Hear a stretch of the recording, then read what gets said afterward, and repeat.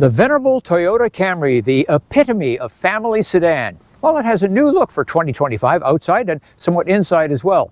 And substantial changes underneath. I'll explain. Get in. This is Family Wheels.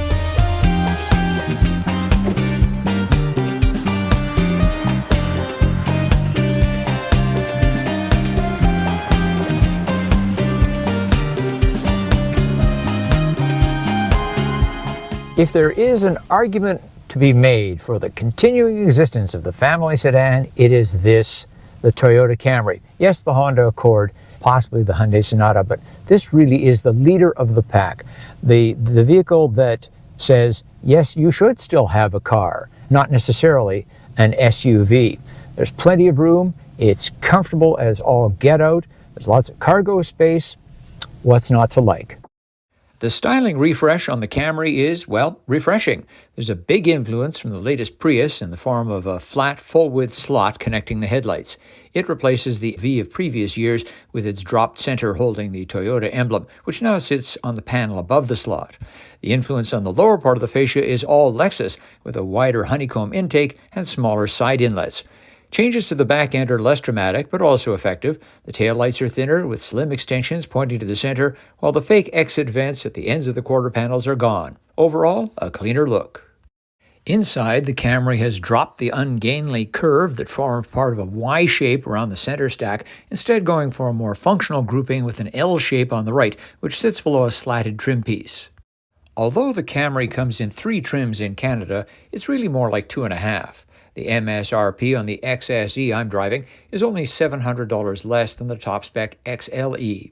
Our review vehicle has a hefty load of features, including heated and ventilated front seats, 12.3-inch touchscreen, 8-inch on the SE, head-up display, JBL sound, wireless charger and wireless Apple CarPlay or Android Auto, adaptive cruise control with steering assist, panoramic moonroof, and what Toyota calls Sport Tune suspension, the only Camry to get 19-inch wheels. The XLE has driver's seat and side mirror memory and rain-sensing windshield wipers. You can down-spec it if you want to save some money. You can go for front-wheel drive. That's on the SE trim in Canada. The others are all-wheel drive. There's no more V6 available, that nice smooth Toyota V6, which wasn't all that great, relatively speaking, on fuel economy. That's no longer available. Everybody gets a 4-cylinder, naturally aspirated hybrid electric powertrain. Let's take it up one of Vancouver's steeper hills and see what the pep is like. Well, on a slightly damp road, we got a bit of wheel slip off the front wheels. Not a problem. There's plenty of pep for really a good-sized vehicle like this. With all the Camrys being hybrids now, you get one big benefit, and that is fuel economy. Amazingly, for a vehicle this size, which I consider to be a full-size sedan in the modern sense, 4.9 liters per 100 kilometers, and that's just sensational. What I would love to see in this vehicle is a plug-in hybrid electric powertrain like the RAV4 Prime. You would then get more than 300 horsepower instead of the 232 that we have here with 163 pound-feet of torque. And 300 or so horsepower in a vehicle like this would be very entertaining. I'm going to give the CVT HEV combo a bit of a test here. We're going up the longest, steepest hill in all of Vancouver. I want to see what it sounds like. No, it's not straining too badly at all. Congratulations, Toyota. You seem to have tamed some of that, a lot of that CVT buzz. So we'll pull away from a stop, gentle on the throttle, saves gas, you know. In comes the engine, and off you go. It's as quiet as can be in here. You get that feeling on the highway as well. Let's check out road noise on a street that has quite a bit of over-paving, patching. Really a nice, quiet, dare I say, luxuriously quiet ride or lack of road noise. Well, yes, it's a family sedan, but it's got all-wheel drive and sport tune suspension, according to Toyota. Let's take it through this series of curves and see what happens. You know, the Camry has a reputation as being a pretty dull, vanilla, bland car, but that was very nice indeed. There is a sports setting. It seems to just leave the engine, the gas engine, on all the time.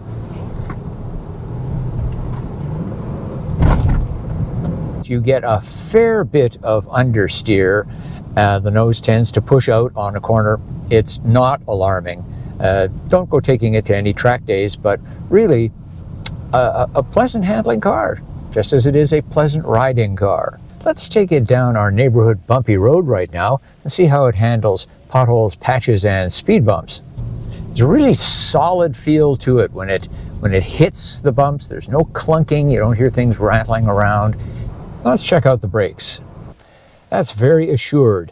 Nice and linear, not spongy, not too grabby.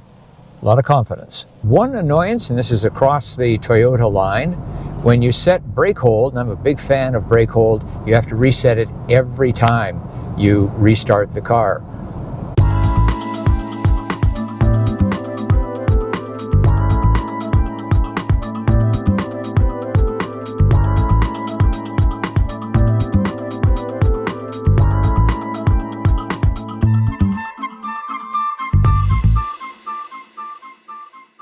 The Camry passes our Family Wheels child seat test. That's where we put behind me, the kind that takes up the most room, rear facing.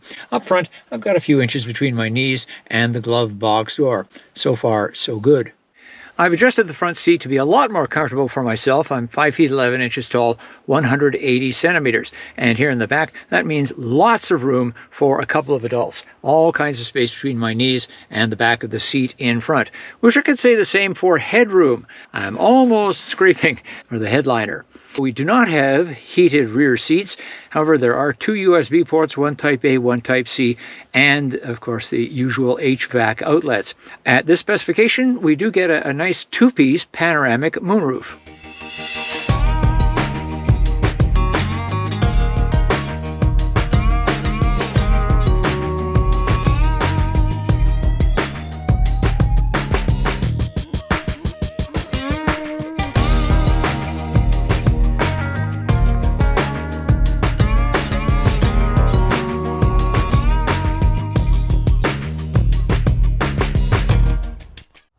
The 2025 Toyota Camry is so much more than just excellent family transportation. But what do you think? Leave a comment. As always, thanks for watching, thanks for liking, and thanks for subscribing. I'm Richard Detman, and I'll see you next time on Family Wheels.